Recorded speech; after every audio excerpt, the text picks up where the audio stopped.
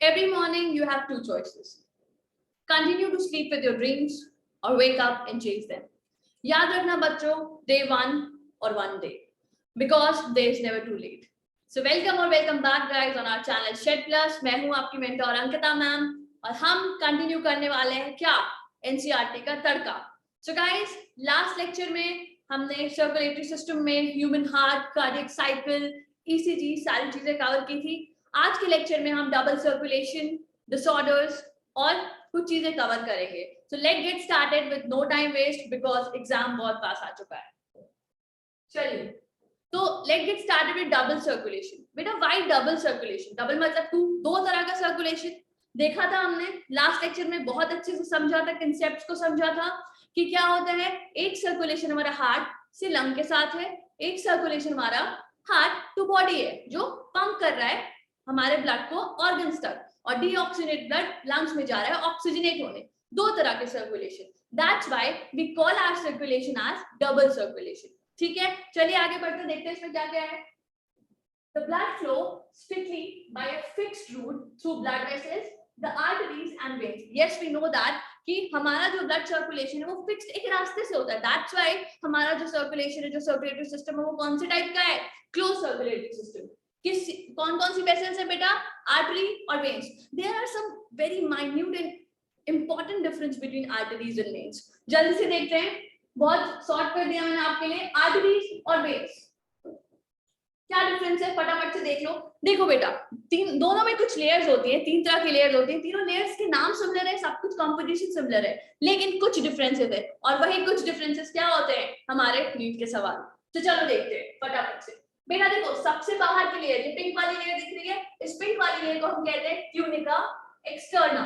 कोई भी चीज ऊपर वाले ने ऐसी बनाई है हमारी बॉडी में, कोई भी चीज अगर बाहर होती है तो उसका काम होता है प्रोटेक्शन. तो it should be strong, right? ठीक है, तो ट्यूनिका एक्सटर्ना बनी किस चीज से है?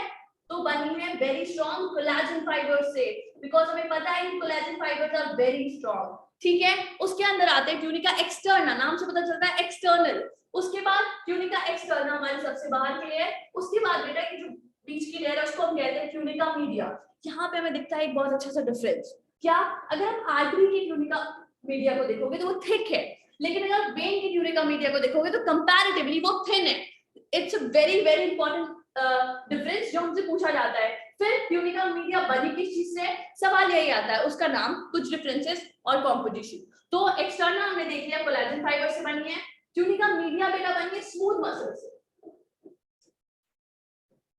स्मूथ मसल से. ठीक है, याद रहेगा, स्मूथ मसल से कुछ इलास्टिक फाइबर्स भी पाए जाते हैं इसमें. उसके बाद हम बात करते हैं ट्यूनिका एक्सटर्ना हो गया, मीडिया हो गया, फिर होता है ट्यूनिका इंटाइमा. नाम से पता चला अंदर, इंटरनल, इंटाइमा. ट्यूनिका इंटाइमा किस चीज की बनी होती है? बहुत पतली सी लेयर होती है. पतली सी लेयर जहां पे भी होती है वो किस चीज की होती है? वो होती है बेटा स्क्वामस एपिथेलियम. Squamous epithelium.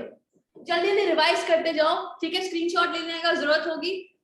चलिए, ट्यूनिका इंटाइमा हो गया, एक्सटर्ना हो गया और मीडिया हो गया, तीनों हो गया. डिफरेंस पता चला. एक और डिफरेंस बताती हूँ, ल्यूमन. बेटा अगर ल्यूमन देखें हम, उसका बीच का जो हॉलो पोर्शन होता है ल्यूमन, तो ल्यूमन आप देख लो आर्टरी में बहुत नारो है, पतला सा है. ठीक है, लेकिन अगर हम वेन में देखें तो वेन में क्या है? वेन में ल्यूमन ब्रॉड है. यही बहुत इंपॉर्टेंट डिफरेंस बन जाता है. ठीक है, एक और चीज दिखती है, ये क्या है? ये क्या है?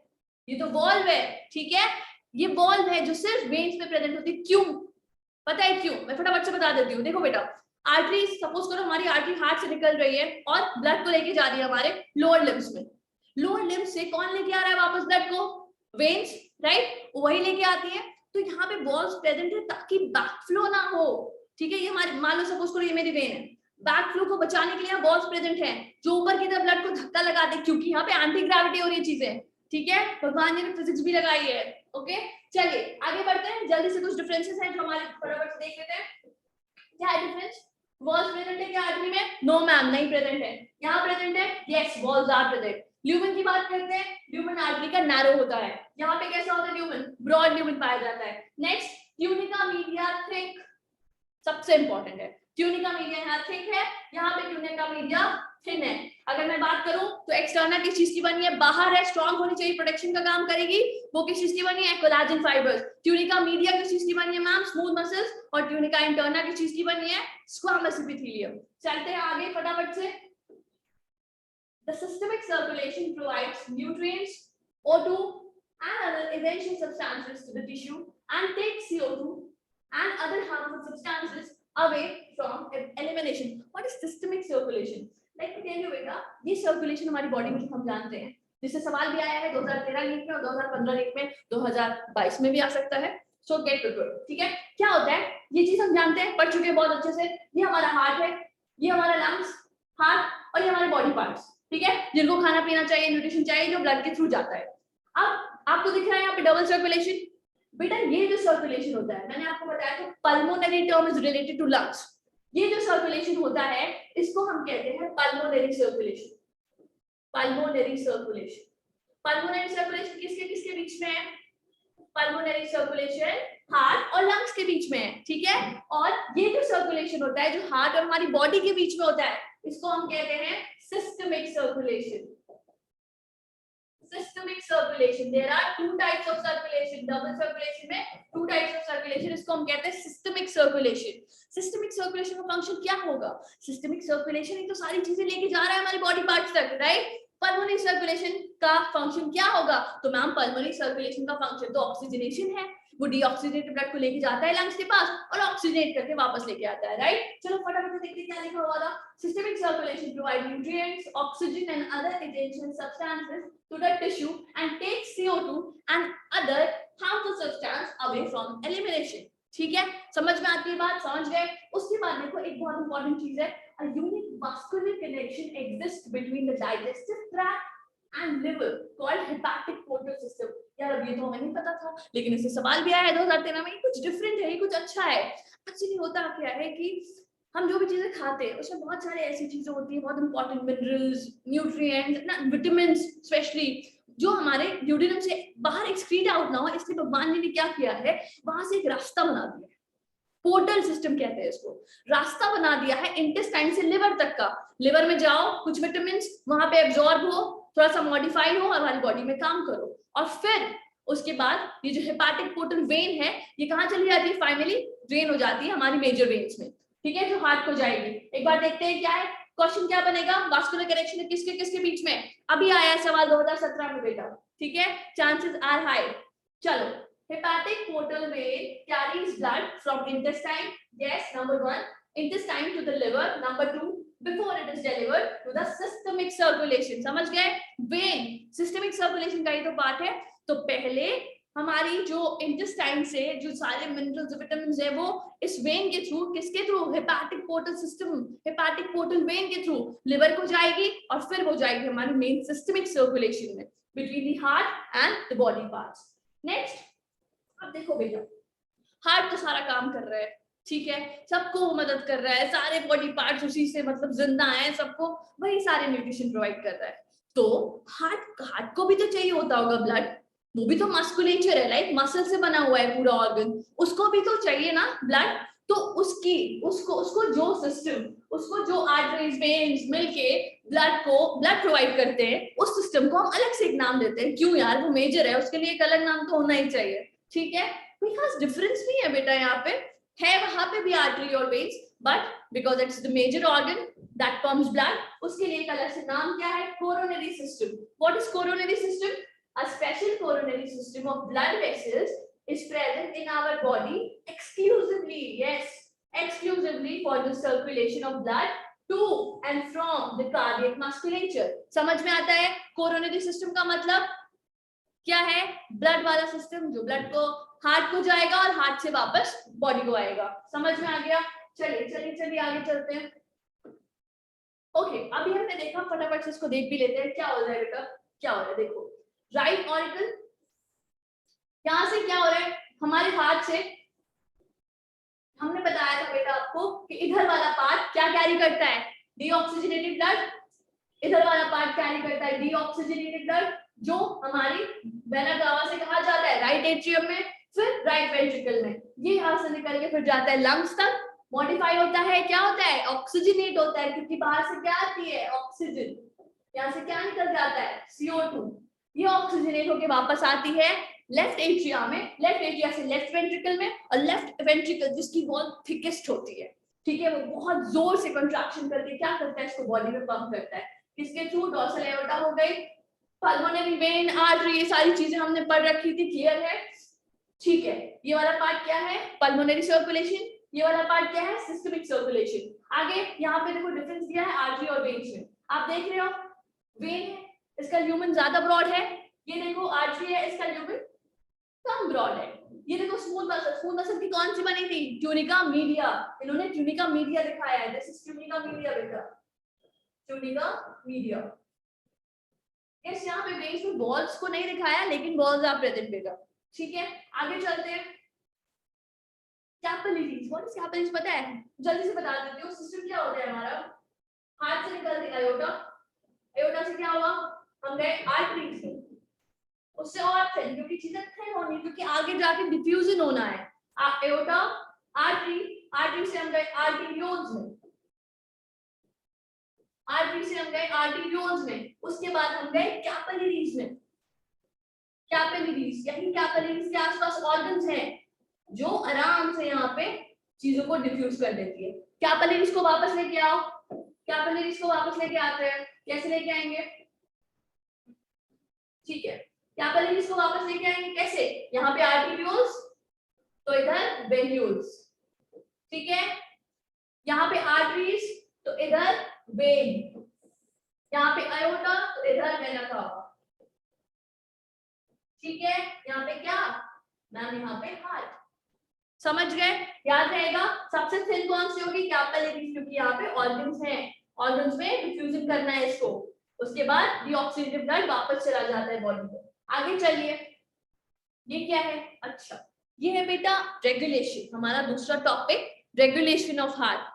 कैसे होता है रेगुलेशन? हमें पता है कि मैंने बताया था बेटा आपको कि हार्ट का रेगुलेशन इनिशिएट कोई नहीं करता है, हार्ट खुद करता है, नोडल टिश्यूज प्रेजेंट है जो इंपल्स जनरेट करते हैं, लेकिन उसको मॉडिफाई, उसको बढ़ाना या घटाना ये किया जा सकता है नर्वस सिस्टम और एंडोक्राइन सिस्टम दोनों की मदद से। मैंने आपको बताया था ब्रीदिंग में कि there are two regulations in the body, the one is nervous regulation और neural regulation and the second is chemical regulation. तो पहले इसके न्यूरल रेगुलेशन की बात करते हैं कि नर्वस सिस्टम इसको कैसे रेगुलेट करता है। देखो पहले क्या बात लिखी हुई है, normal activities, normal activities of the heart are regulated intrinsically, मतलब बताया, मतलब auto regulated by specialised muscle. कौन सी muscles? Nodal tissue, SA node, AV bundles, ठीक है, या जिसको बंडल ऑफ हिस कहते हैं, then Purkinje fibers, hence the heart is called myogenic। yes ma'am ने बताया था, it is myogenic, it is auto excitable, ठीक है, इसमें ऑटो रिदमिसिटी होती है। सेकंड पॉइंट, अब हम बात करते हैं हमारे न्यूरल कंट्रोल की, हम बात करते हैं हमारे न्यूरल कंट्रोल की। A special neural center in the medulla oblongata, again medulla oblongata बेटा, ठीक है, उधर भी medulla oblongata क्या था हमारा? primary respiratory rhythm center। medulla oblongata is very important। A specialized neural center in the medulla oblongata can moderate the cardiac function through autonomic nervous system। autonomic nervous system कौन सा system होता है? Autonomic nervous system वो system होता है जो हमारे involuntary organs को कंट्रोल करता है। हार्ट हमारे कंट्रोल में नहीं है ना बेटा, ठीक है, तो वो हमारा ऑटोनॉमिक नर्वस सिस्टम के कंट्रोल में आएगा। कैसे? Neural signals through the sympathetic. अब ANS, that is autonomic nervous system, is further divided into two parts, sympathetic nervous system and parasympathetic nervous system। कुछ activities parasympathetic nervous system show करते हैं, हमारी body को regulate करते हैं, और कुछ सिंपैथेटिक। पैरासिम्पैथेटिक और सिंपैथेटिक क्या क्या होता है? अगर अचानक से यहाँ मैं मेरे स्टूडियो में फटाफट से मेरे स्कूल में एक शेर आ गया तो मैं डर गई तो कौन सा सिस्टम पता है ना? Sympathetic nervous system, right? जल्दी से देख लेते हैं, it was just an example, हम अपने काम की बातें देखते हैं। Neural signals to the sympathetic nerves part of ANS, yes, can increase the heart beat. Yes sympathetic nervous system, अगर यहाँ पे शेर आ गया तो मेरी हार्ट बीट बढ़ेगी तो घटेगी थोड़ी ना, भागूंगी मैं, ठीक है, increase the rate of heart beat, ठीक है। सिंपैथेटिक नर्वस सिस्टम क्या कर रहा है? हार्ट बीट को इंक्रीज कर रहा है, ठीक है। कैसे? एसिटिलकोलिन सीक्रेट करता है, नहीं जानना है, नहीं बताती है एनसीईआरटी। आगे चलिए, बस इतना जानना है कि sympathetic nervous system increases the heart beat. आगे पैरासिम्पैथेटिक नर्वस सिस्टम जो most of the time, mind my words बेटा, most of the time, not always, act antagonist to sympathetic nervous system. यहाँ पे it is acting antagonistically.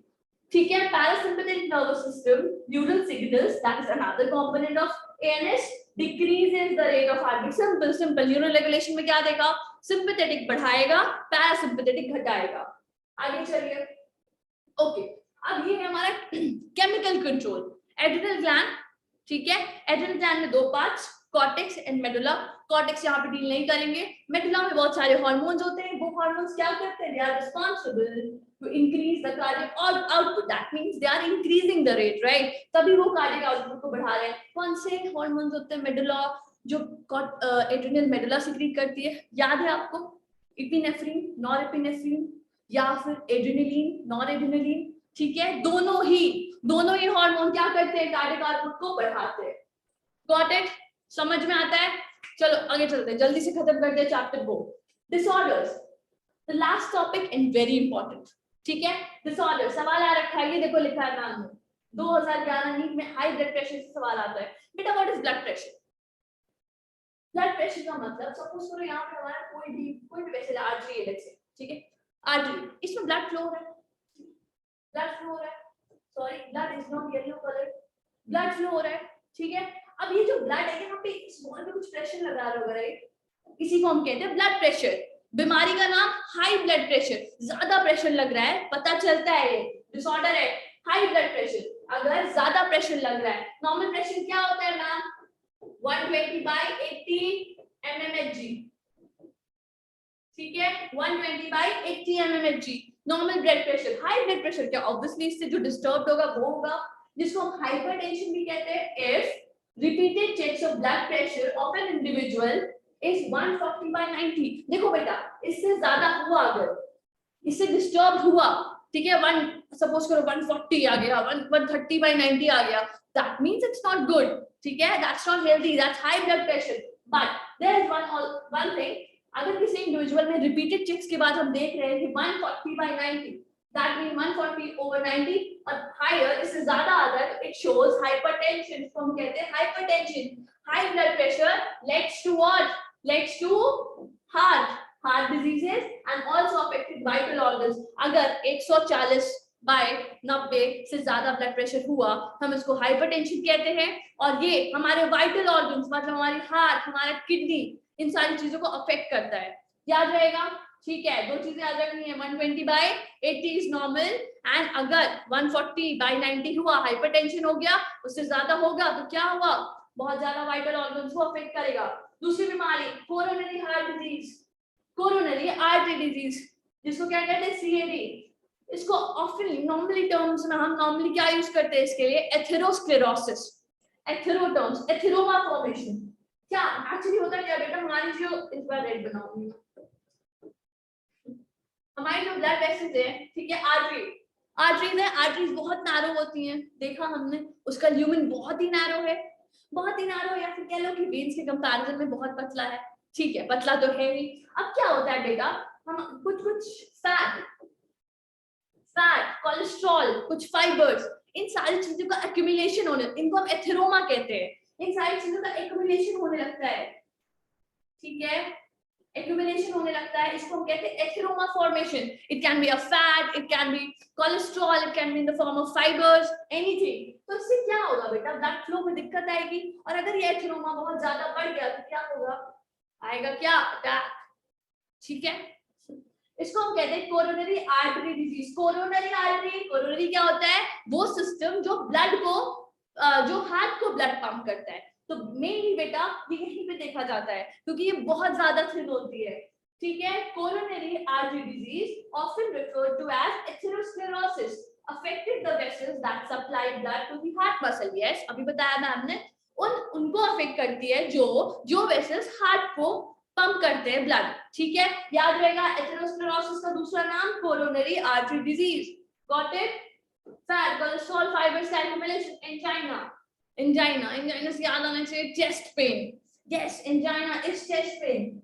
Angina, it is also called as angina pectoris, a symptom of acute chest pain. Chest pain नहीं बेटा, acute chest pain. ठीक है, appears when no enough oxygen is reaching the heart. Enough amount of oxygen नहीं पहुंच रही है। मिल गया question, क्या जब एनफ अमाउंट ऑफ ऑक्सीजन नहीं पहुंच रही है तो क्या हुआ, दर्द हुआ, क्या बोले, एंजाइना पेक्टोरिस या फिर angina.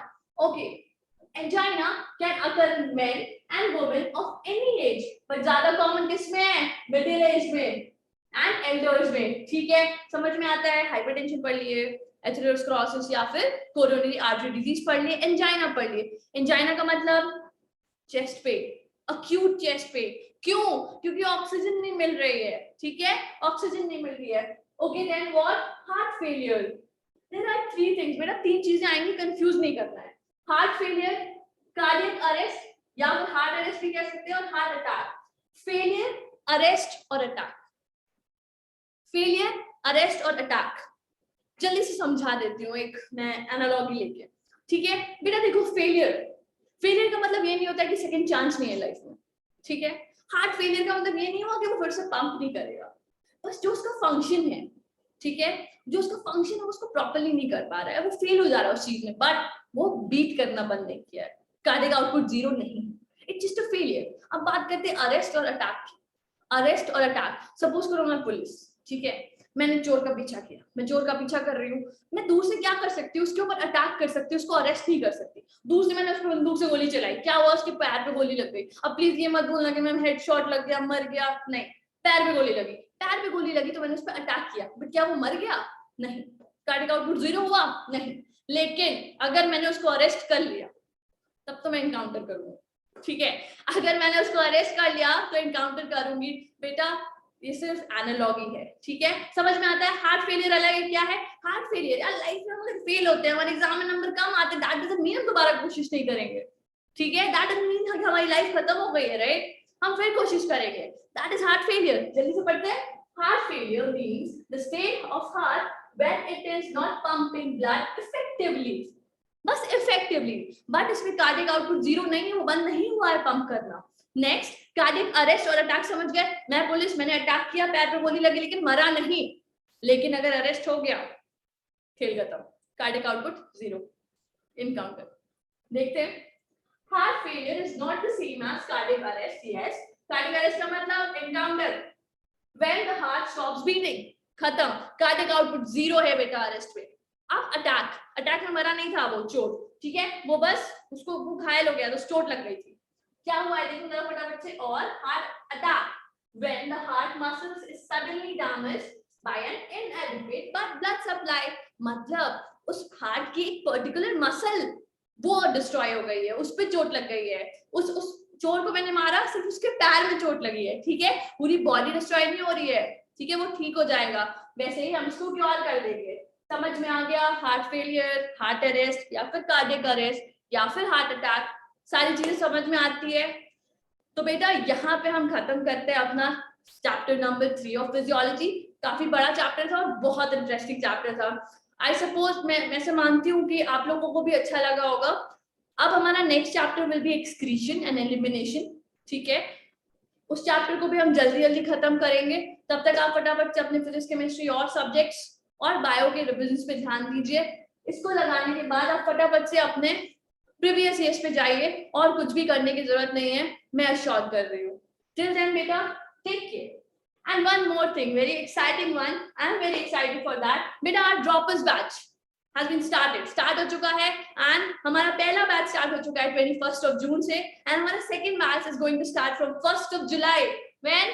1st of July, 1st of July। तो दो स्टूडेंट जो एस्पायर करें नेक्स्ट ईयर नीट के लिए, वो फटाफट से आए, एनरोल करें और हम शुरू करते हैं अपनी जर्नी, क्योंकि हमें क्या करना है यार, हमें नीट 2023 फोड़ना है, ठीक है। So guys, one more thing, the last thing जो मैं हमेशा कहती हूँ, please do like the video, please share, please comment and take care.